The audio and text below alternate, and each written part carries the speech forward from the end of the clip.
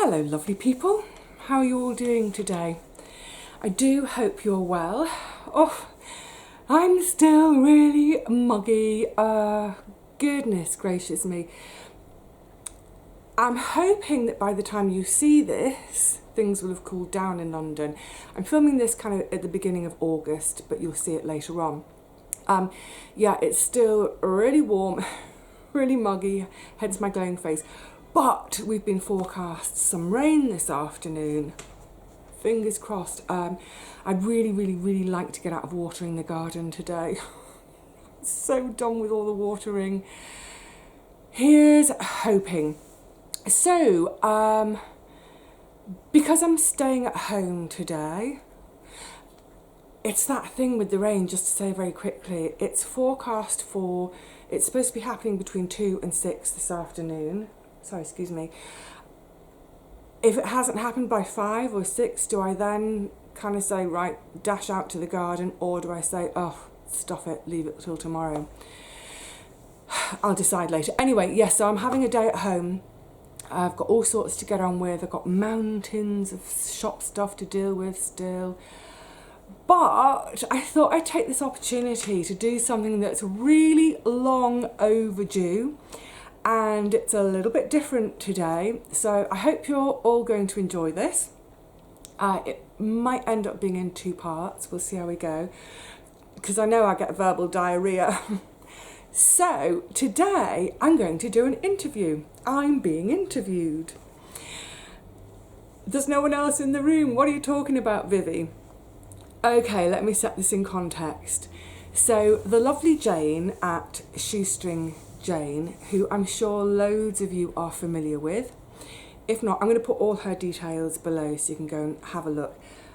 Jane has a website, which is what this was supposed to be about, I'll explain, and a YouTube channel.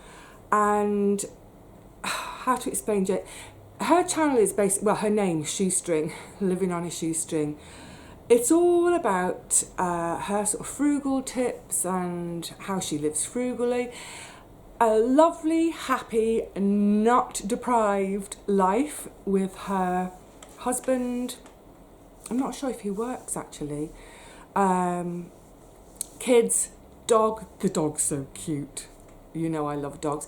So it's just very, I was going to say ordinary, but that sounds kind of insulting and I don't mean it that way.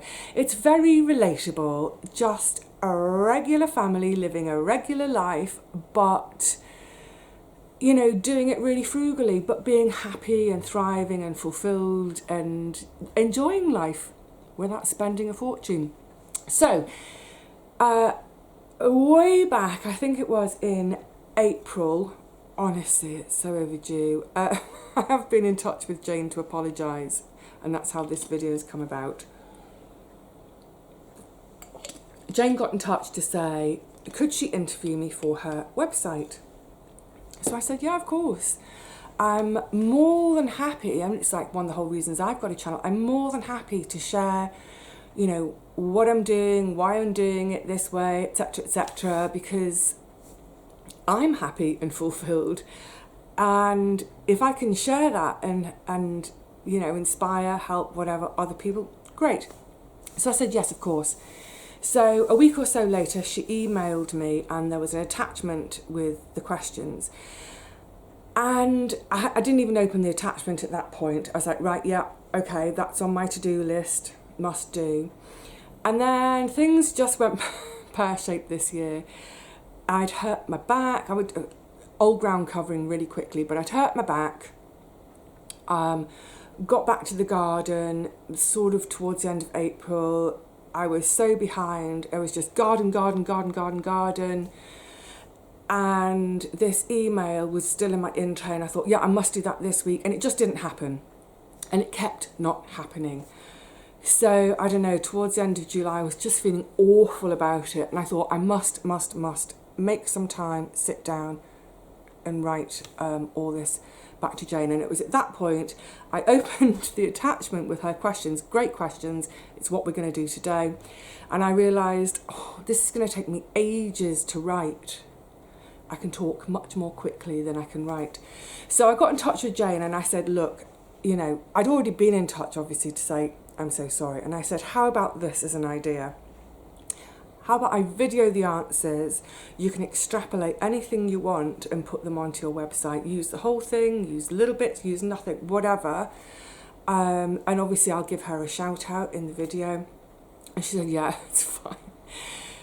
So that's where we're at today. So, excuse me, apologies it's taken so long. Apologies to Jane. And thank you for some really great questions.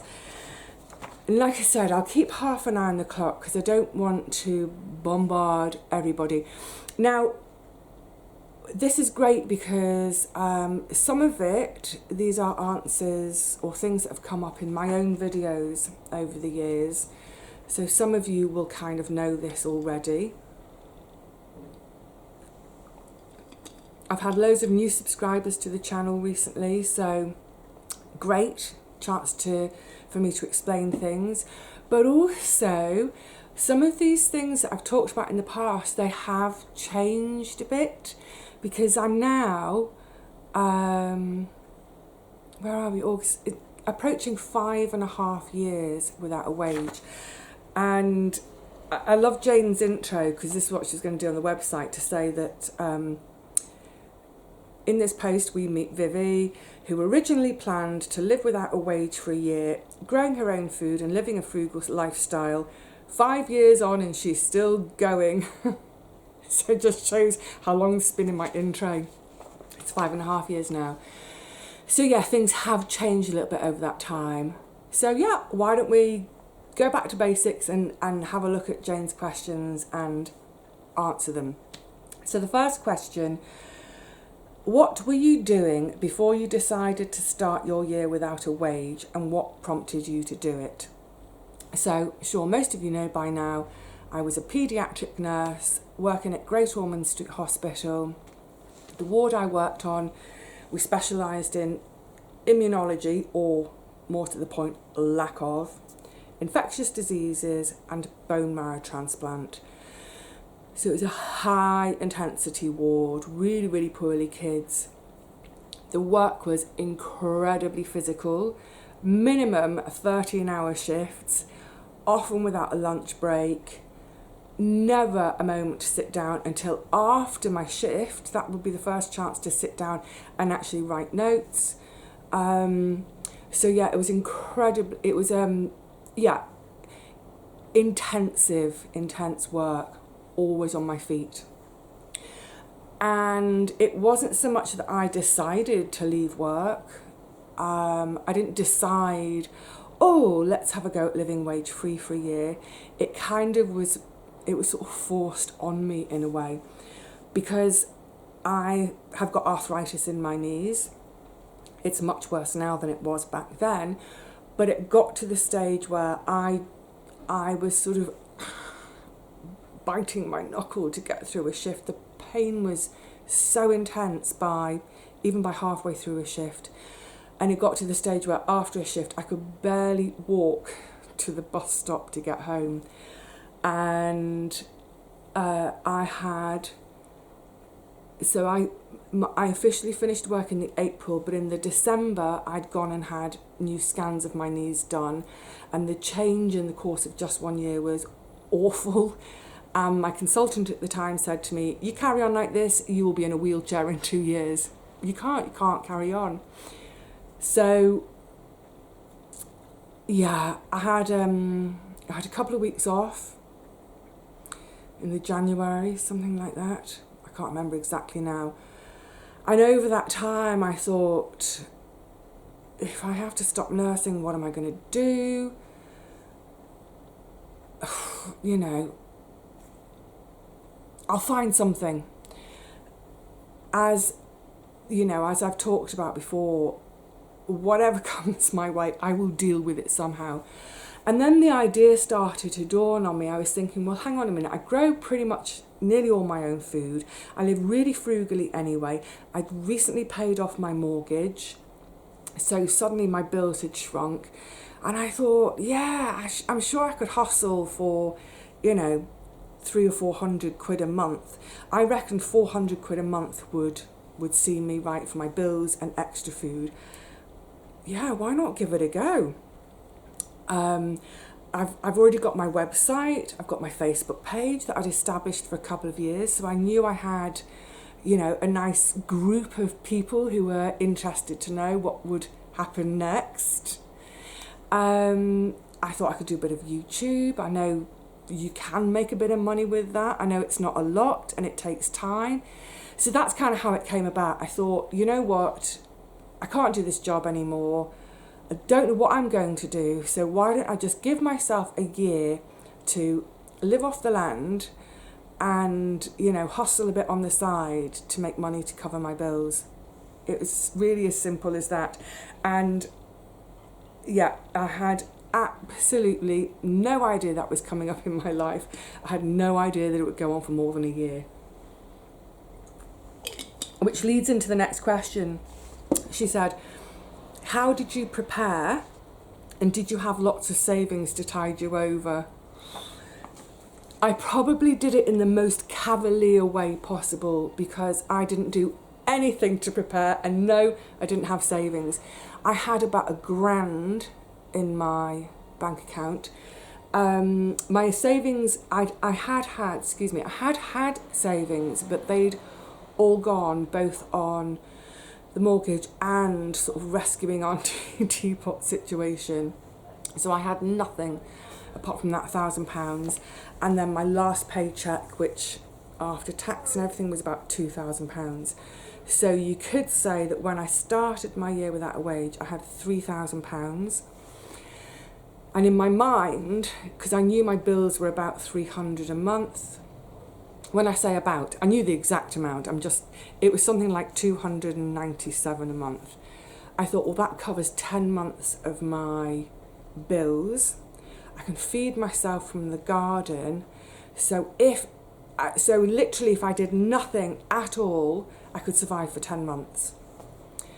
In terms of how did I prepare? Well, I suppose in a way my whole life has been preparation. One, all the growing. I'd already been growing for, how long had I had the plot?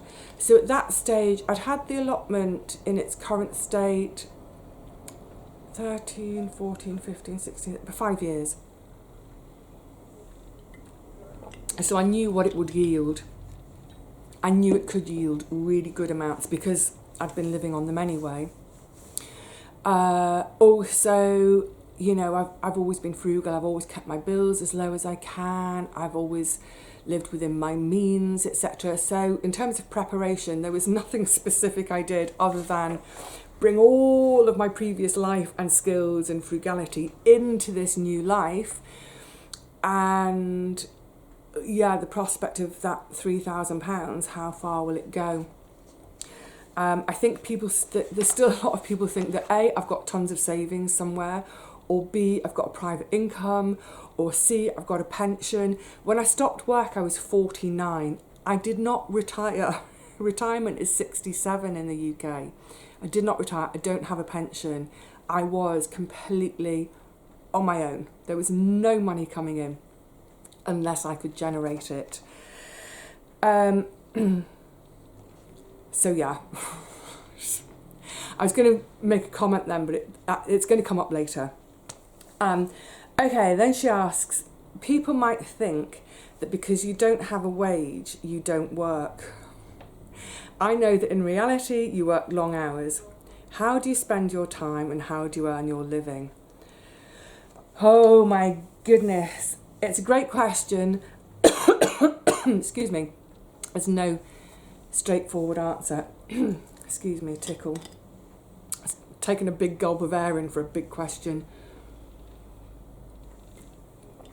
Yeah, I definitely work. I work way longer hours now than I have ever in my entire life. But I love it because it's all those hours. I'm working for myself. I've got a really strong work ethic anyway. I'm really motivated. I love this life I've built for myself, so I'm happy to work hard for it. As to how do I spend my time?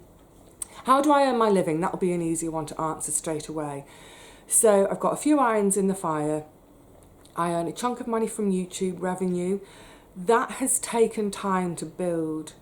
So I would say that for the first 3 years, well, for the first 2 years, it wasn't covering my bills each month.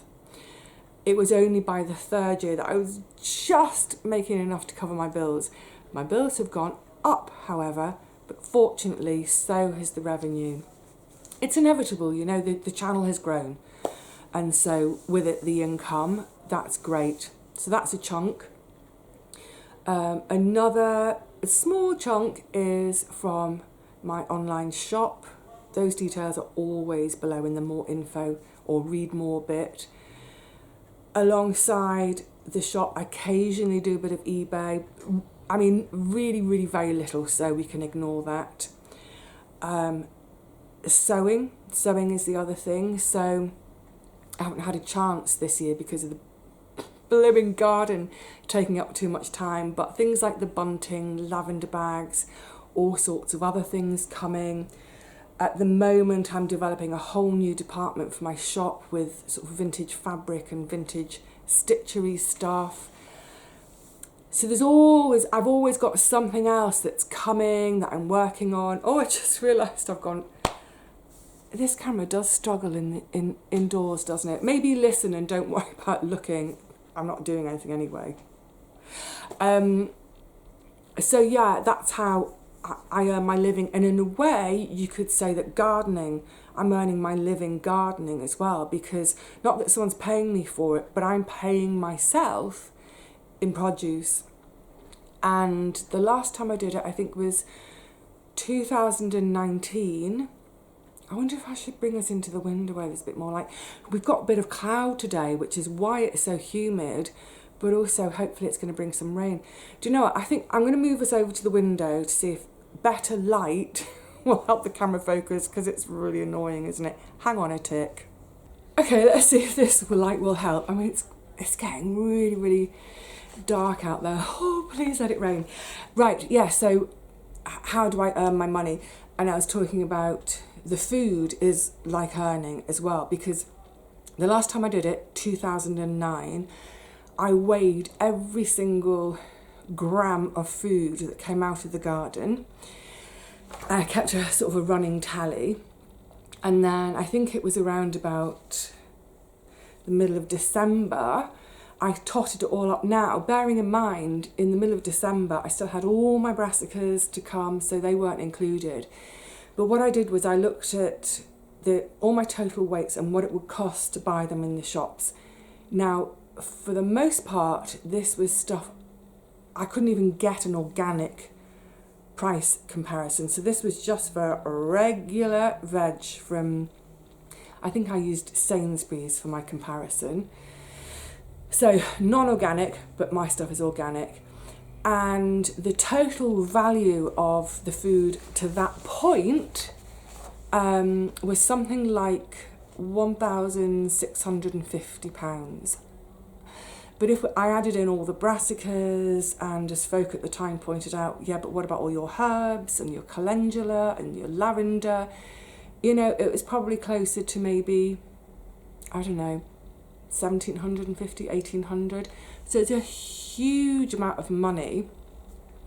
So yeah, so that's my income. YouTube, the garden, sewing, and my shop. Now, as to how I spend my time to do that, it's massively varied. Let me just pull my table closer. It varies. It's seasonal, of course. So in the winter, there's less gardening, less food preservation, etc. There's more sewing. In the summer, much more gardening. And as we get into, it's a bit early yet at the beginning of August, but towards the end of August and then through September and October, a huge amount of time will be spent preserving the harvests.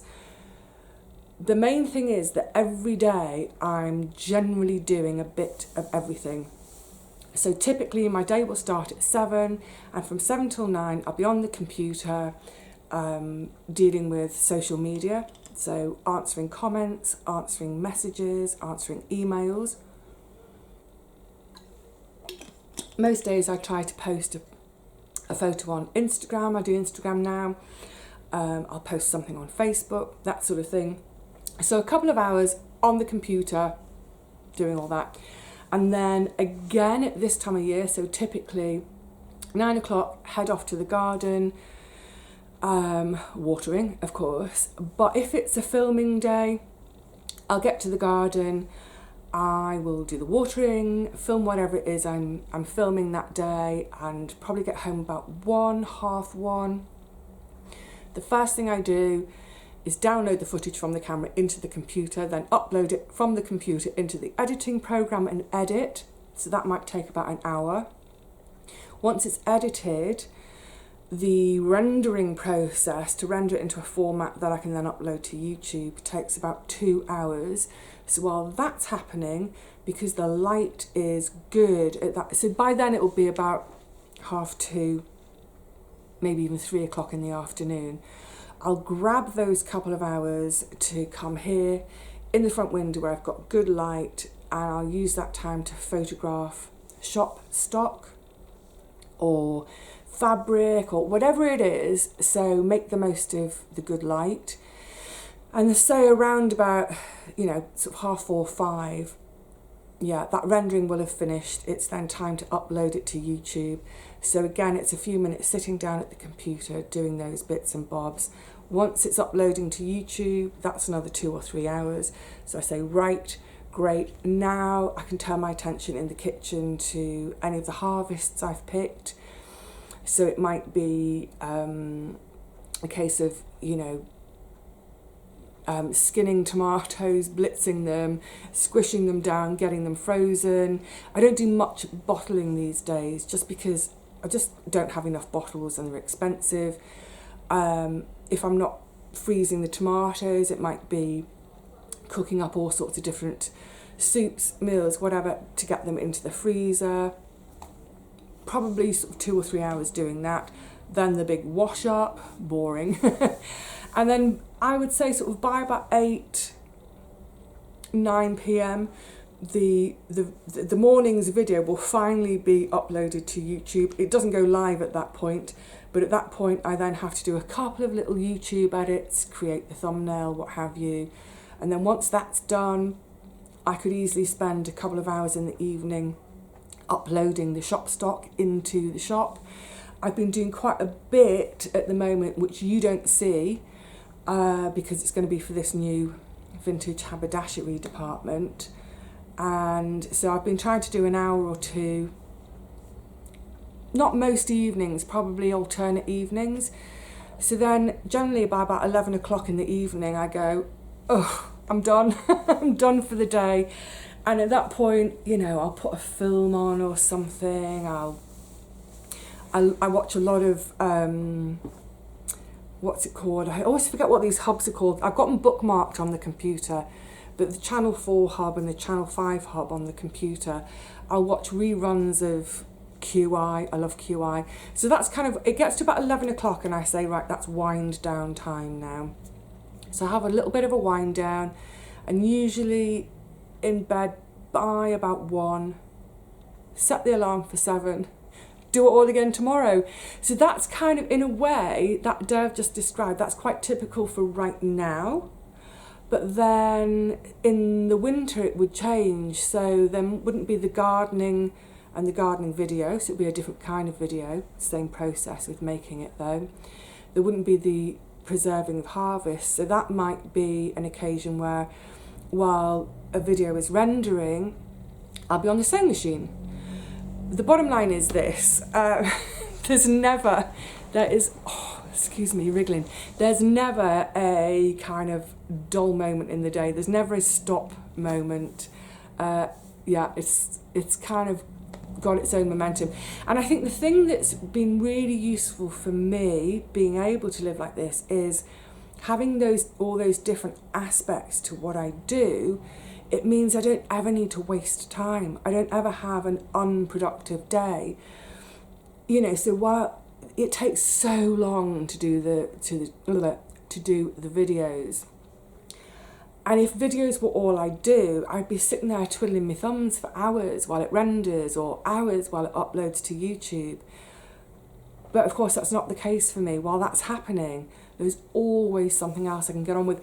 It might be sometimes, you know, if the video is rendering, that I'll go out, I'll hop on a bus to a nearby village and go and see if I can find anything, pick up any bargains that I think I can resell. On those days, it might be a case that then when I come home, after the video is rendered and I've sent it off to YouTube, while I'm waiting for the YouTube bit, I can quite happily or quite often spend hours cleaning stuff, cleaning things I found that I want to resell. Hours on linens, cleaning, soaking, stain removing, although it doesn't always work, pressing linens, that takes up chunks of time. Fabric that I'm going to use. So there was a session they're all waiting for me to do where I spent hours and hours cutting squares for lavender bags.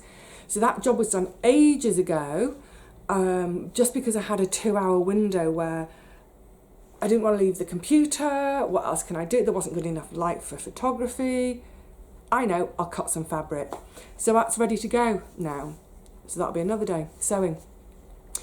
I think you get the gist that it's, excuse me. Yeah, it's really, really, really long hours, but what happy hours.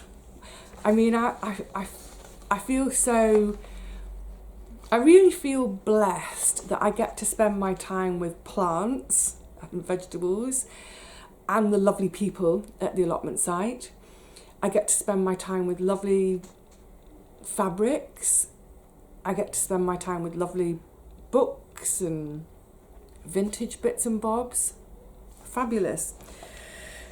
I knew that was going to be a long answer because it's, like I said, there's no 2 days are ever the same. And, you know, as much as I try and plan a whole week ahead to make sure I'm making the most of literally every minute of every day. You know, the weather can change plans. Physically, how I feel can change plans.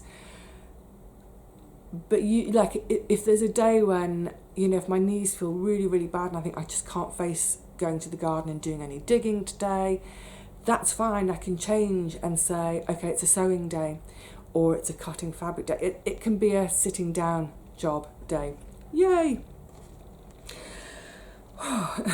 Good questions, Jane, thank you. Okay, then she says, at what point did you know you weren't going to go back to a job after your initial year? I don't know that there was ever a specific point. Right from the beginning, and I've talked about losing this strand now, but right from the beginning, at the end of each month in that first year, I had my little thoughts on strand where I'd say, how's this month gone? How am I doing? How's my money going? How's my food growing? And at the end of the first year, obviously I reflected on it and, you know, I'd loved it. It was by the hair of my teeth. It was really tough that first year. But I think, so like I said, I don't think there was a point at which I decided to carry on. It was more a case of, you know what, this is kind of going okay. And there had been so many naysayers saying to me, you cannot do this. You can't do this, not in London, There's a stubbornness in me as well. And yeah, I thought, I can do this. I can carry on. So I think after that very first year, I don't think there's ever been a point when I've thought, can I carry on? Because this is my life now, and this is actually the life I wanted anyway. So yeah, there wasn't a definite point. It's just happened. Love it. Okay, so Jane says, you've said in your videos that you can pay all your bills with about £400 a month and spend very little on top. How do you manage on so little money? Okay, so Actually, the bills have gone up. So until about a year ago, it was £300 a month, and I was managing to live on about £400 a month. So the extra 100, food, bits and pieces. My bills have gone up to £400, so I'm now managing on about £500 a month. But as I said, the my YouTube has grown, and it's amazing. Thank goodness, it's amazing, because now YouTube is covering that £400 of bills. Brilliant. So anything with the sewing, with the lavender bags, with all this stuff that's going to be coming into the shop, any of that extra over the 500, so the 400 bills, and then anything over the 500, it's all saved, it's all put aside. I think there's more of that later. So she says, how do you manage on so little money? You know, actually the answer is really simple, and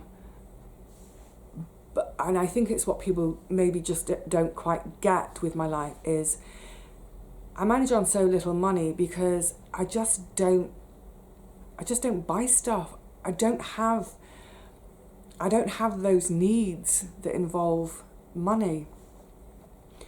And I don't mean that in a sort of a holier than thou way. I don't mean it in a Pollyanna-ish way, but you know, I don't have a car. That's a huge expense I don't have. I don't have a mortgage. That's a huge expense done without. There are times when I think, what do people actually spend money on? I don't understand. But, I mean, this came up in one of my videos recently when I was saying, never have I ever. I don't ever buy takeaway coffee or tea. I don't buy takeaway food. I never have done. You know, restaurant meals, going to the cinema, going to the theatre. These are all things I'm perfectly happy to do without. And then occasionally, like obviously when I was just away with my sister, I saved up. It was expensive, but you know, I saved up and we ate out and it was lovely. But on a day-to-day basis, what is there to spend money on? I don't need anything. You know, occasionally I need clothes. Go to the charity shop, I'll pick up a top for a couple of quid. Yeah, I get kind of flummoxed, and I'm not having a go at anyone, please don't take it that way, but I get flummoxed about where people's money goes. You know, when I was working, when I was nursing, like literally every week the girls would come in new shoes, new clothes, a new coat, a new handbag, and I just think, and then they would complain that they can't save up for a house, and I just think, stop spending. And that's not to say that I live this really mean, deprived life. I don't. I think it's obvious by now to anyone who's been watching for a while. I live a very happy, fulfilled life. I just do it in different ways. I do it in ways that don't involve money or that involve very little. You know, like socialising with friends, socialise with them in the park or at the allotment or at home. Cook for friends, go to friends' houses and they cook for me. Take a bottle of wine, you know, a bottle of wine for £4. 2 bottles of wine. Go wild, spend 10 quid on 2 bottles of wine, have a great night, you know, rather than going out to a restaurant and spending 100 quid easily, or even going to the pub. I do miss going to the pub with my mates. That's the one thing I do miss. I'm missing it less and less as time goes by. It's a habit, I guess, isn't it? So yeah, it's kind of a hard and an easy question. How do you manage with so little money? I just do. Because I don't really want for anything. And I know what my needs are, and there's a huge difference between needs and wants. I need clothing, I need to pay the bills, I need to put food in my belly, I need to see my friends, but find ways to do that aren't costing a fortune.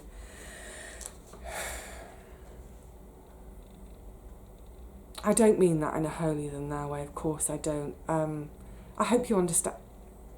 Yeah, I'm sure you get it. This is a good one. Okay, so I think this might be the last. I think we're going to have to do this in 2 parts because otherwise it will take forever. How do you approach expensive times of year like Christmas? In exactly the same way that I approach every other single day of the year. It really upsets me when I see people getting into trouble and into debt over Christmas. It's kind of crazy. We've been so conditioned by the media to go mad at Christmas. Growing up, we always had quite a frugal Christmas.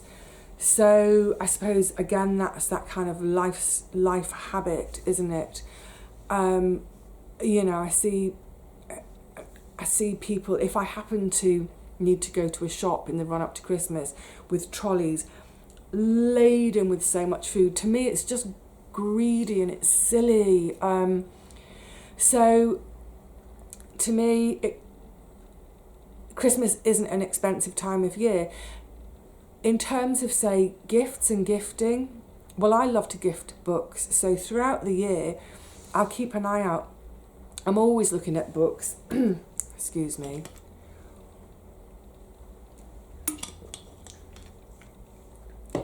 I'm always looking at books. And if I see the perfect book for someone and it costs £5 instead of 15 and it's in beautiful new condition, I'll snap it up and stash it away. So in terms of gifts, there aren't many people that I buy for at Christmas now anyway, just, you know, a couple of close family members, and we keep it small throughout the year. So I spread the gifting expense throughout the year, pick bits and bobs up when I see them. I don't feel like it's hitting my wallet. In terms of what are the other big expenses at Christmas, I think people go mad with food. I just don't go mad with food. I do have a couple of treats, and you've seen over the years I do my treats for £10 just before Christmas, and it might be a bottle of the knockoff Baileys, it might be a big bar of chocolate or something. So I do have those little treats that make it feel like a slightly more special day than the rest of the year. I might have a bottle of Prosecco that I open at 10 in the morning. I don't buy a Christmas tree. It's just clutter and a mess. I put my little bits and bobs of decorations out. I put my lights up. But that's another thing. I don't buy, you know, I know people who literally buy a whole new set of decorations every year. Oh, this year it's going to be themed pink and silver. The next year we're doing gold and red. That's craziness to me. Spending hundreds of pounds on decorations every year, and then in January not being able to pay your bills, it's madness. So yeah, really good question. My approach to expensive times of year like Christmas is, Christmas doesn't have to be an expensive time of year. I do not let it be. Right, so I think what we'll do for now is we'll say thank you, Jane, for great questions. Wrap it up there for now, and we'll say that's the end of part 1, and then I'm now going to straight away, but you won't see it straight away, film part 2, which also have some really good questions, including what my advice for someone might be who wants to go a similar route. So until then, please look after yourself, selves. Think about ways that you can just cut back on the unnecessary spending. I bet there's still ways you can think of. But on the other hand, I know as well that I'm kind of taking coals to Newcastle with you, aren't I? In that this is already the life for you all too, isn't it? Whatever. We'll carry on in the next one. Until then, cheerio.